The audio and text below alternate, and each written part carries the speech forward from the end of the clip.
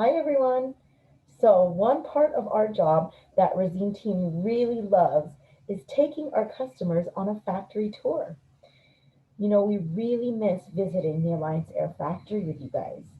And we love it when you guys specify factory testing for your air handlers. So that way we can take you to personally see the unit that you designed while it's still at the factory. And since we're not able to do any of that quite yet, I wanted to share a short video that was shot at the Alliance Air Factory.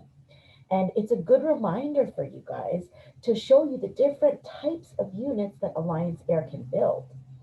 You guys know we have extensive experience with air handlers for various industries and applications, and we have a wide variety of customers.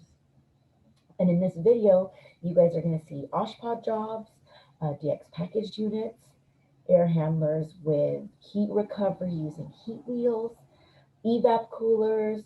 We have experience with both direct and indirect types of evap coolers. And the video is going to cover what our standing seam construction looks like, because you guys are going to get to see how they assemble the wall and roof panels together. And you'll also get to see our welders in action.